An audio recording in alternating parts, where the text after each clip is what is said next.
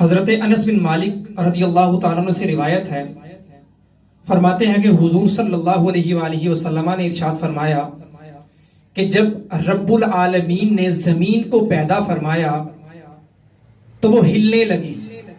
رب ذوالجلال نے پہاڑوں کو پیدا فرمایا اور ان پہاڑوں کو زمین میں گاڑ دیا تو زمین ٹھہر گئی۔ تو فرشتوں نے رب کی بارگاہ میں عرض کی، اے رب ذوالجلال، کیا تیری مخلوق میں سے کوئی شے پہاڑوں سے بھی سخت ہے؟ تو رب العالمین نے فرمایا ہاں، وہ لوہا ہے۔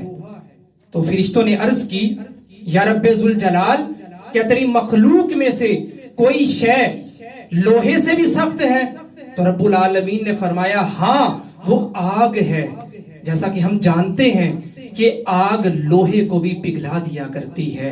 تو فرشتوں نے پھر رب کی بارگاہ میں عرض کی، یا رب العالمین، کیا تیری مخلوق میں سے کوئی شے جو ہے وہ آگ سے بھی سخت ہے؟ تو رب ذوالجلال نے فرمایا ہاں، وہ پانی ہے، کیونکہ پانی آگ کو بھی بجھا دیا کرتا ہے۔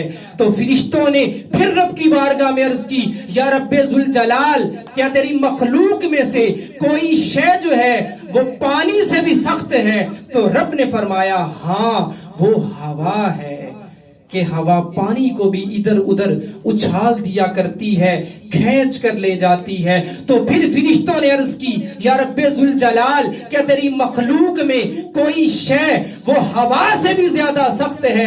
تو رب ذوالجلال نے فرمایا ہاں، وہ ابن آدم ہے، وہ آدم کا بیٹا ہے، کہ جو اپنے دائیں ہاتھ سے صدقہ کرے اور بائیں کو پتہ نہ چلے، اس سے چھپا کر صدقہ کرے۔ تو یہ وہ اولاد آدم میں سے وہ بندہ ہے جو ان تمام چیزوں سے سخت تر ہے۔ اور واقعی یہ حقیقت ہے کہ کوئی بندہ صدقہ کرے اور اس طرح چھپا کر صدقہ کرے کہ دائیں ہاتھ سے کرے اور بائیں کو پتہ نہ چلے۔ رب العالمین ہم سب کو اخلاص کی دولت نصیب فرمائے، آمین بجاہ النبی الامین صلی اللہ